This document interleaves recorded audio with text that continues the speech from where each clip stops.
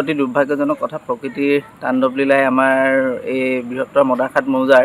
আচলতে প্ৰায় সংখ্যক গাঁৱে চুই গৈছে আৰু আমাৰ এই অঞ্চলটোত আমাৰ এই গাঁওখনত আচলতে আপুনি আৰম্ভণিৰ পৰা শেষলৈ যিমানবিলাক মানুহে আচলতে ঘৰ বসবাস কৰি আছে প্ৰত্যেক ঘৰতেই আচলতে কাৰোবাৰ টিং উৰাইছে, কাৰোবাৰ ঘৰত টিং পৰিছে, বিদ্যুতৰ খুঁটা ভাঙি পৰিছে, বিদ্যুতৰ খুঁটা ভাঙি ঘৰত পৰিছে আৰু ৰাস্তাটোৰ কেইবা ঠাইত আচলতে আপোনাৰ গছ পৰি এতিয়াও বৰ্তমান সময়তো ৰাস্তাটো ব্লক হৈ আছে। গতিকে বিভাগীয় কৰ্তৃপক্ষক অনুৰোধ জনাইছোঁ অতি শীঘ্ৰে যাতে এই বিদ্যুতৰ ক্ষেত্ৰতে হওক বা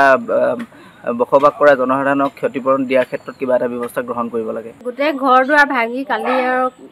এদায় কৰি নিলে চৰকাৰৰ ফালৰ পৰা কিবা যদি সহায় সাহাৰ্য দিব বিচাৰে আৰুনো কি ক'ম আৰু মানুহজনো ঘৰত নাথাকে।